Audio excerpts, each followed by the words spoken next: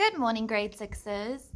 I have really missed you. And during this COVID time, you guys might be thinking it's a holiday. But actually, us teachers have been thinking about you all the time and wondering what you're up to and how you're doing. And if you've been feeling bored to death and you've been feeling empty, it's completely normal. This morning, I have a very special Easter message for you guys. And the title of this message is Empty is a Good Thing. So when you think about Easter, what do you think about? The Easter bunny, family braais, family get-togethers, and pastel colors. And while all these things are good and they are cute, they don't convey the true meaning of Easter. Normally, the concept of something being empty is a bad thing, right? Think about an empty fridge, an empty coffee cup. But I'm here to tell you today that according to Easter, empty is a good thing. When we look at Easter in the proper light and we understand what really happened and what was going on and why we should celebrate Easter, empty is a good thing. When Jesus was murdered and nailed to a cross, they buried him in a tomb, which is basically like a cave, and rolled a huge heavy stone in front of the tomb. Then, 3 days later, something amazing happened. The tomb was empty. In Luke 24, verse 1 to 8, it says, "But very early on Sunday morning, the woman went to the tomb, taking the spices they had prepared. They found that the stone had been rolled away from the entrance. So they went in, but they didn't find the body of the Lord Jesus. As they stood there puzzled, 2 men suddenly appeared to them, clothed in dazzling robes. The women were terrified and bowed with their faces to the ground.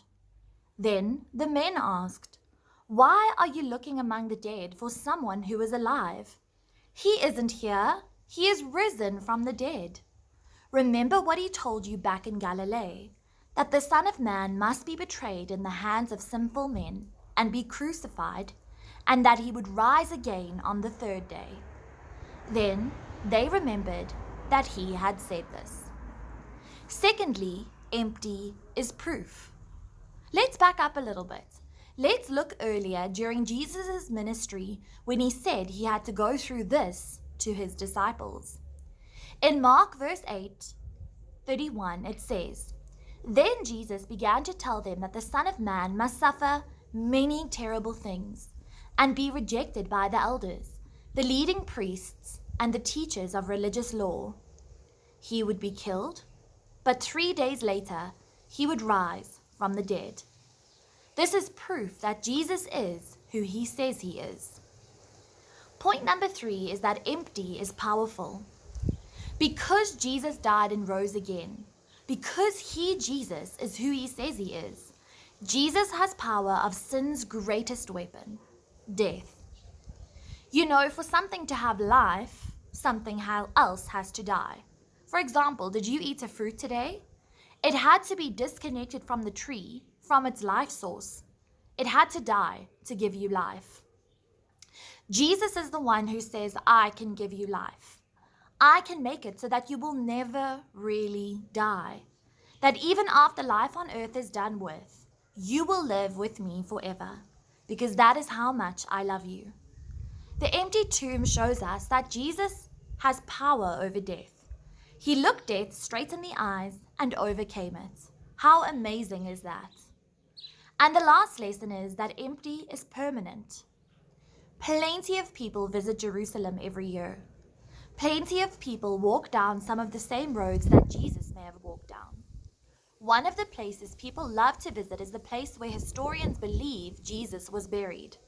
And guess what? Till this day, it is still empty.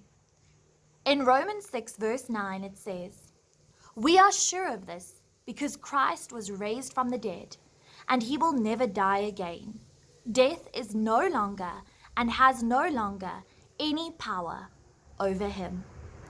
Jesus wasn't in the tomb 3 days after he died. He isn't in the tomb today, and he never will be. Jesus is God and is alive forever. His body wasn't stolen, it wasn't in the wrong tomb, and it wasn't some magic trick.